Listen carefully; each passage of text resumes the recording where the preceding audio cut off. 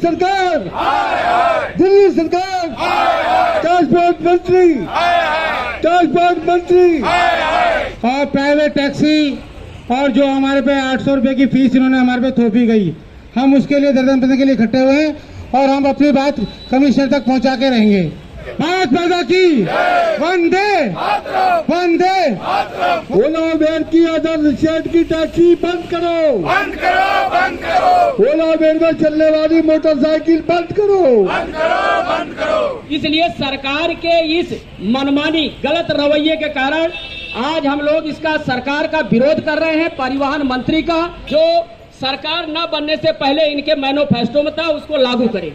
भारत माता की वंदे मातरम, एकता जिंदाबाद, जिंदाबाद जिंदाबाद, मजदूर संघ जिंदाबाद।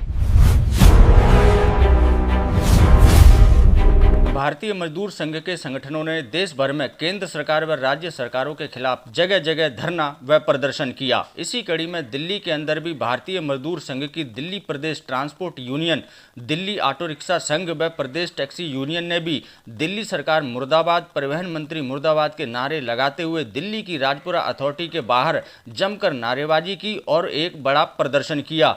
इस प्रदर्शन के दौरान दिल्ली ऑटो रिक्शा संघ के महामंत्री राजेंद्र सोनी जी ने दिल्ली के परिवहन मंत्री जी का इस्तीफा मांगा। उन्होंने कहा कि ऐसे परिवहन मंत्री को सीट पर रहने का कोई हक नहीं जो चालकों के दुख दर्द व परेशानियों को ना समझ सके, इसलिए उन्हें अपनी सीट से इस्तीफा दे देना चाहिए। ऑटो टैक्सी चालकों की समस्याओं को लेकर राजेंद्र सोनी जी ने माननीय प्रधानमंत्री मोदी जी को भी ज्ञापन सौंपा है। इस धरना प्रदर्शन की अगुवाई दिल्ली ऑटो रिक्शा संघ के महामंत्री राजेंद्र सोनी जी व अध्यक्ष जगदीश प्रधान जी ने की। इस धरना प्रदर्शन में मुख्य रूप से कश्मीर से आए प्राइवेट ट्रांसपोर्ट मजदूर महासंघ के राष्ट्रीय उपाध्यक्ष शेख जावेद जी मौजूद रहे। उन्होंने चालकों का हौसला बढ़ाया। राजेंद्र सोनी जी ने दिल्ली सरकार व परिवहन विभाग पर बड़ा आरोप लगाया है। उन्होंने कहा कि दिल्ली के अंदर भारतीय जनता पार्टी की सरकार बने 1 साल हो चुका है, लेकिन अभी तक दिल्ली की मुख्यमंत्री रेखा गुप्ता जी ने और परिवहन मंत्री पंकज कुमार ने ट्रांसपोर्ट यूनियन को नहीं बुलाया और ना ही उनकी समस्याओं को सुना है। राजेंद्र सोनी जी ने कहा कि ऐसा लगता है कि दिल्ली के अंदर ऑटो टैक्सी चालकों की सुनवाई करने वाला कोई नहीं है। दिल्ली के लाखों ऑटो टैक्सी चालकों ने भारतीय जनता पार्टी को जिस आस और उम्मीद से सपोर्ट किया था, आज उनकी वह आस और उनके सपने टूटते नजर आ रहे हैं। राजेंद्र सोनी जी वह नाम जिन्होंने ऑटो काली पीली टैक्सी चालकों के लिए अपना पूरा जीवन लगा दिया। आज इस धरना प्रदर्शन में राजेंद्र सोनी जी भी काफी उदास नजर आए। आइए जानते हैं ऑटो और काली पीली टैक्सी चालकों की कौन कौन सी बड़ी मांगे हैं जिनको ना तो सरकार सुनने को राजी है और ना ही परिवहन मंत्री।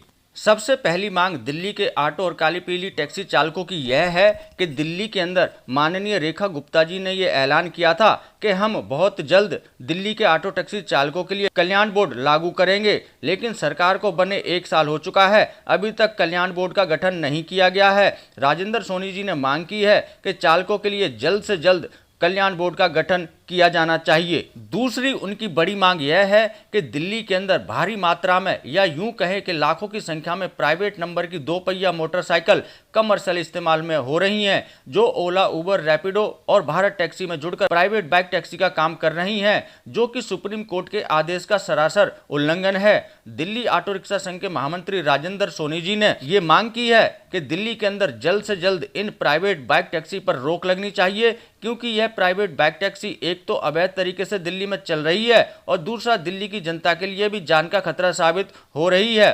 वहीं दूसरी तरफ इस अवैध बाइक टैक्सी ने दिल्ली के ऑटो व काली पीली टैक्सी चालकों के रोजगार को भी खत्म कर दिया है। इस पर सरकार जल्द से जल्द रोक लगाए। तीसरी सबसे बड़ी मांग है कि दिल्ली के अंदर लाखों की संख्या में अनरजिस्टर्ड जुगाड़ू ई रिक्शा चल रहे हैं, जो कि दिल्ली की जनता के लिए जान का खतरा साबित हो रहे हैं। इनकी वजह से दिल्ली की परिवहन व्यवस्था बाधित हो रही है, जगह जगह जाम लग रहे हैं। इन पर भी सरकार तत्काल प्रभाव से रोक लगाए और इन ई रिक्शाओं के लिए नई पॉलिसी लाए। इनके चलने के रूट तय किए जाने चाहिए, इनकी संख्या को भी तय किया जाना चाहिए और नए ई रिक्शा के रजिस्ट्रेशन पर सरकार को रोक लगानी चाहिए। इसके बाद राजेंद्र सोनी जी की बड़ी मांग यह है कि दिल्ली के अंदर ऑटो टैक्सी चालकों की फिटनेस फीस में बढ़ोतरी की गई है, जो कि 800 रुपए ऑटो की कर दी गई है। इसी प्रकार से टैक्सी की भी फिटनेस फीस में बढ़ोतरी की गई है। राजेंद्र सोनी जी ने सरकार से मांग की है कि बढ़ी हुई फिटनेस फीस को सरकार को जल्द से जल्द वापस लेना चाहिए और ऑटो की फिटनेस को जीरो कर देना चाहिए। इसके अलावा राजेंद्र सोनी जी ने कहा कि दिल्ली के अंदर हजारों की संख्या में अवैध तरीके से उत्तर प्रदेश नंबर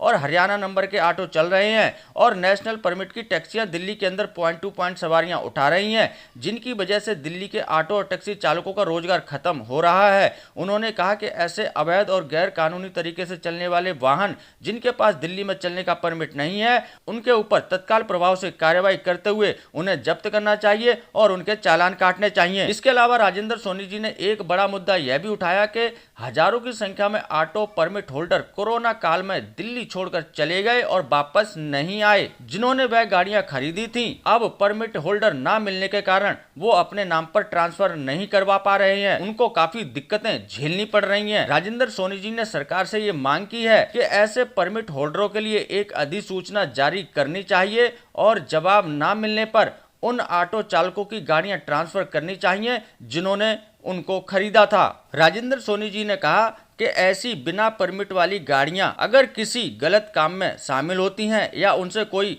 दुर्घटना होती है तो प्रशासन को भी काफी बड़ी परेशानी झेलनी पड़ेगी, क्योंकि परमिट होल्डरों का ना तो पता सही है ना ही उनका मोबाइल नंबर, जिससे उनको ढूंढना काफी ज्यादा मुश्किल हो जाएगा। इसके अलावा राजेंद्र सोनी जी ने कहा कि दिल्ली के अंदर चलने वाली बाइक टैक्सी के ऊपर भी ड्रेस कोड लागू होना चाहिए। जिस प्रकार से ऑटो और टैक्सी चालक गाड़ी चलाते समय कानून का पालन करते हुए वर्दी पहनते हैं, इसी प्रकार से बाइक टैक्सी चलाते समय वर्दी पहनना अनिवार्य होना चाहिए। इसके अलावा राजेंद्र सोनी जी ने कहा कि उनको समाचार पत्रों के माध्यम से यह जानकारी मिली है कि दिल्ली सरकार सीएनजी ऑटो को इलेक्ट्रिक में बदलने की एक पॉलिसी लाने वाली है। राजेंद्र सोनी जी ने कहा कि पहले भी सरकारें पेट्रोल वाले ऑटो को सीएनजी में बदल चुकी हैं, उस समय भी हजारों ऑटो चालक कर्ज के भार में दब गए थे और अगर सरकार फिर से सीएनजी ऑटो को इलेक्ट्रिक में बदलेगी तो हजारों ऑटो चालकों को फिर से कर्ज के भार में दबना पड़ेगा, सैकड़ों चालक बेरोजगार हो जाएंगे। उन्होंने दिल्ली सरकार से इलेक्ट्रिक ऑटो की पॉलिसी को वापस लेने की बड़ी मांग की है।